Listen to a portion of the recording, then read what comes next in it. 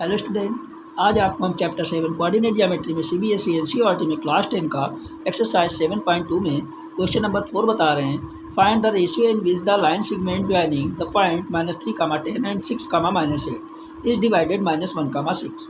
यानी अब इसको समझिए, ऐसे समझ लीजिए, ये दो पॉइंट हैं, एक लाइन दी गई है, लाइन सेगमेंट हो गया, एक पॉइंट ये हो गया, एक पॉइंट ये हो गया।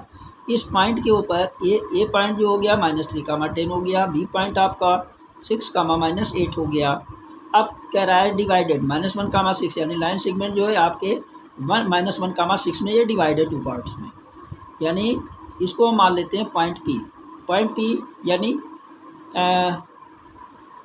-1, 6, ठीक है ना। तो -1, 6 ये क्या चीज़ बन जाता है, ये तो बन जाता है x, और y 6 क्या बन जाता है y, और ये बन जाता है आपका क्या x1, और ये बन जाता है y1, ये बन जाता है x2, ये बन जाता है y2, और ये दोनों जो आपको रेशियो निकालना है, ये मान लीजिए m1, ये मान लीजिए m2। दो पॉइंट हो गए आपके m1 m2, यही रेशियो आपको बताना है, राइट।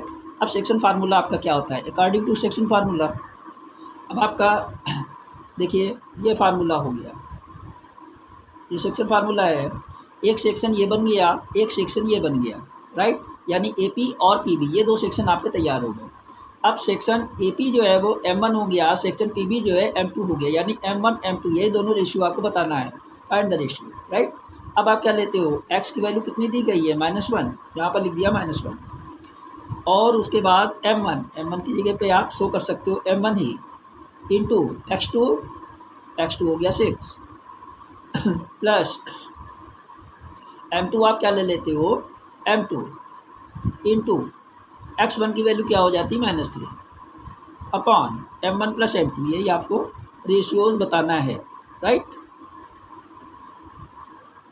तो इससे आप इसको मल्टीप्लाई करोगे तो क्या हो जाएगा, -1 m1 plus m2 equal to 6m1 plus -3 m2, right. अब आप इसको ले लीजिए, मल्टीप्लाई कर लीजिए, -1 से इसको मल्टीप्लाई करा तो -m1 और plus -m2 equal to 6m1 -3 m2। m1 एक साइड ले लेते हैं, क्या हो जाता है -m1, ये +6 है तो इधर आया तो -6m1 इक्वल टू -3 m2, ये माइनस में इधर गया तो +m2, तो क्या बन जाता है -7 m1 इक्वल टू -3 में से 2 चला गया तो क्या बचा -2 m2, ये तो कैंसिल आउट हो गया, तो क्या बन जाता है 7/2 या m1/m2, m1/m2 equal to 2/7, right. अब ये क्या बन गया, m1 ratio m2 equal to क्या हो गया 2:7, राइट। यानी m1 m2 यानी 2:7।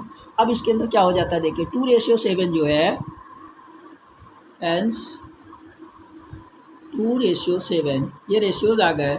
अब इसके अंदर जो 2:7 है, यानी 2:7 से ही ये लाइन को डिवाइड करेगी, 2:7 से ही ये पूरी लाइन को डिवाइड करेगी, तब हमारे पॉइंट क्या आएंगे -1, 6, राइट। बस यही आपका आंसर है। क्वेश्चन नंबर 4 आपको पूरी तरीके से समझ में आ गया। अब आप क्वेश्चन नंबर 5 देखिए। Find the ratio in which the line segment joining A, point A है 1, -5 and B -4, 5 is divided by the x axis, also find the coordinate of the point of division, right. यानी एक line segment दी गई है जिसके दो point दिए गए ए और बी, देखिए ऐसे दे दिए गए हैं दो पॉइंट, एक ए पॉइंट एक बी पॉइंट, ये दोनों पॉइंट आपके दे दिए गए हैं, ए पॉइंट एंड बी पॉइंट। अब कह रहा है कि ए पॉइंट और बी पॉइंट को डिवाइड कर रहा है एक्स एक्सिस पे, तो आप क्या देखते हो, इसको देख लीजिए, ये देखिए ऐसे आप डिवाइड करते हो, इस टाइप से डिवाइड करते हो तो क्या बन जाता है, ये वो तो हो जाता है एक्स एक्सिस और ये हो जाता है वाई एक्सिस, राइट। तो आप क्या देखते हैं इसके अंदर, ये ए बी लाइन को किस जगह पे, ये मिड पॉइंट के ऊपर ये डिवाइड कर रहा है, इस जगह पे जो डिवाइड कर रहा है ये क्या बन जाता है आपका मिड पॉइंट बन जाता है, जिसको हम मान लेते हैं P। और P जो है वो किस पे, x एक्सिस पे डिवाइड हो रहा है, तो पहला x एक्सिस है तो ये x हो गया, और y क्या बन जाता है, वो तो 0 हो गया ना, तो ये 0 बन गया, ठीक है ना। यानी P x, 0 x एक्सिस पे ही तो ये क्रॉस कर रही है, यानी ये किस पे डिवाइड हो रहा है, x एक्सिस के ऊपर, तो ये P पॉइंट हो गया x, 0। अब ए बी, अब इसको मान लेते हैं M1 और इसको मान लेते हैं M2, क्योंकि रेशियो M1 M2 के रूप में लाना है।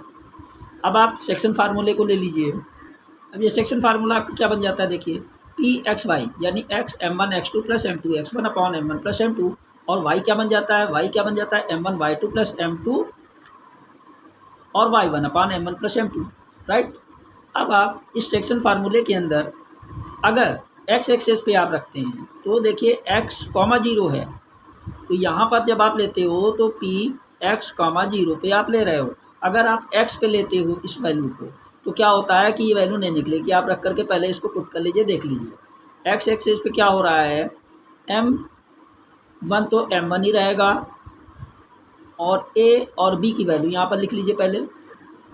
अब ये x इक्वल टू M1 भाई x एक्सिस के ऊपर ये पॉइंट x है तो ये x ही रहेगा।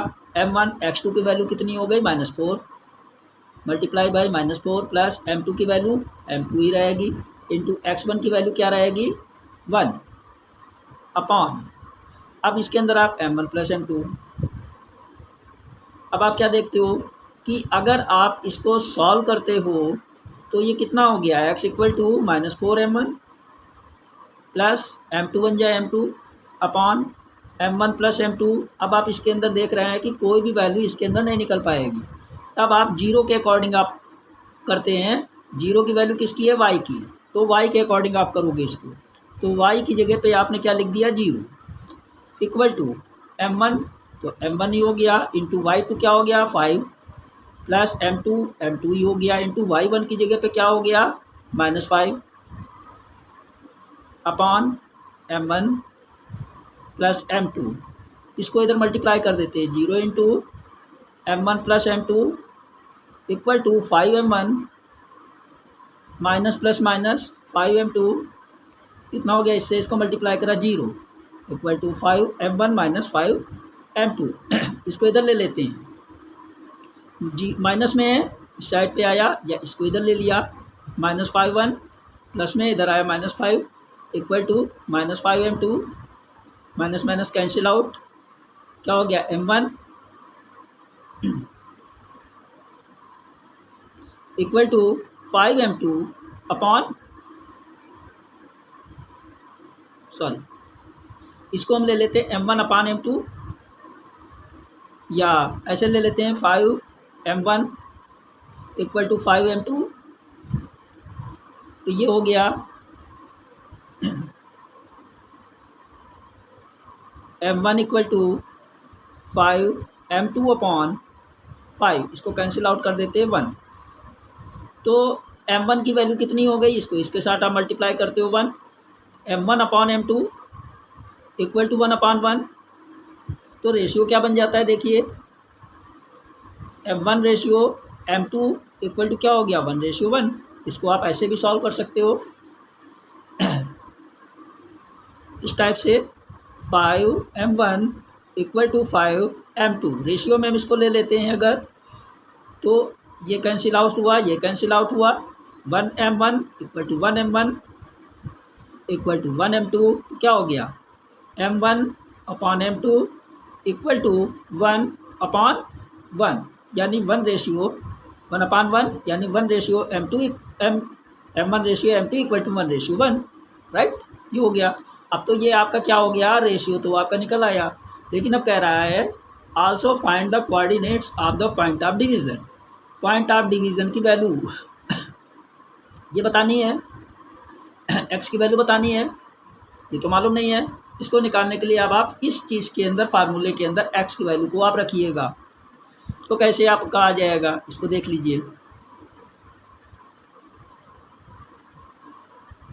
x equal to M1 into -4 plus M2 into 1 upon M1 plus M2, तो x इक्वल टू क्या हो गया, m1 की वैल्यू कितनी है, इसकी भी वैल्यू 1 है, इंटू -4 प्लस m2 की भी वैल्यू 1 है, 1 इंटू 1 अपान m1 प्लस m2 यानी 1 प्लस 1। x इक्वल टू क्या हो गया, -4 प्लस 1 बन जाए 1 अपान 1/2, इसको इधर मल्टीप्लाई कर देते हैं या इसको आप ऐड कर लीजिए। x इक्वल टू क्या हो गया, 4 - 1 -3/2। तो इसके कोऑर्डिनेट क्या हो जाते हैं, कोऑर्डिनेट इक्वल टू x, 0 है यानी -3, 2 और 0, ये आपका तो ये चीज़ आती है। हेंस रेशियो हो गया आपका 1:1 एंड कोऑर्डिनेट हो गया आपका -3/2, 0, राइट।